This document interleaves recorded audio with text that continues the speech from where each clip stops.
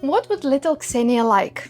I thought. I got paid and I ordered myself a puzzle. You know the moment when you immediately connect to something, you feel something, because there are so many artists that create puzzles, right? But this one was, oh my god, this is me. I need it. So we're gonna do the puzzle today. But obviously, apart from the puzzle, we're gonna do some art. And this is gonna be something special. And that is Japanese watercolors.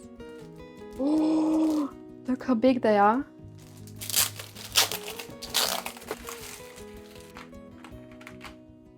And look at this cutest box. Smells great as well. Do they smell? No, they don't smell. I know that with Japanese watercolors, there are special techniques, there are special brushes, but I have no idea about all these details. Besides, even when I use my normal watercolors, I also don't follow the rules. I'm such a badass. I'm just gonna try them, and I can tell you more about the little girl I was, and I don't know, maybe you can connect to this and maybe somebody experienced that too. Little me, of course, wants to try red one first. Always loved a big red dot in the middle of every painting. Oh, and it's Japanese, of course. Yeah, associations turned on. In my school, I had what everyone called a crazy teacher. Crazy art teacher. So he took us to the bins. I remember he told us to pick up rubbish. But it was fun because then we made fun things, some objects out of things that we found in the bins. He really, really made me feel seen as a rebel, as an artist. I resonated with him because I was always a rebel. But I had a math school. Can you imagine me with math and physics? I felt like someone different in that school, like everybody was doing math so well. But obviously I, as a very extremely sensitive and creative person, I didn't fit in. The school system taught me how to forget myself and wait for better times and be myself outside this school system. As children, we definitely know who we are. It's just after some time we forget. And there are lots of factors that make us forget. They could be our parents. Without blaming them, they are guiding us in the wrong direction, safe direction. And safe direction is not what our soul wants, it's not what our true potential is, you know.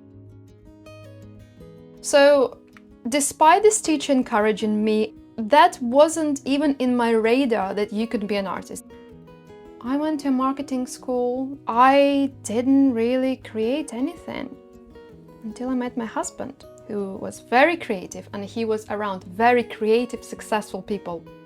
I realized that, oh my god, they followed their creativity and that brought them money. Obviously, that's very rare, but somehow they had this belief in themselves. So when I met these people, again, I felt seen. It was the second time when I felt seen. And I started creating. And in my previous video, I talked about how I became an illustrator and how I eventually had to drop it because, you know, life is still trials and errors. It was a creative way, but it wasn't my way.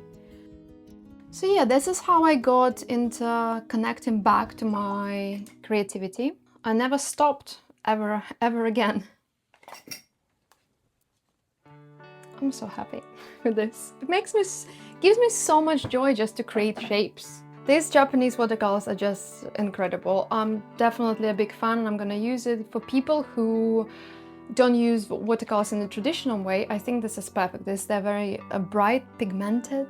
You don't even have to mix the colors. They already have a perfect combination of colors in it. So I'm excited to try then more of a bluish, greenish palette in a minute. People say that when you lose the connection with the inner child, that means you lose the ability to play freely. And guess what? I don't have a problem with that. But I have a problem with something else. Look at this bag. How cool is that? Right, it's a tiny puzzles. For me, it wasn't losing the ability to play.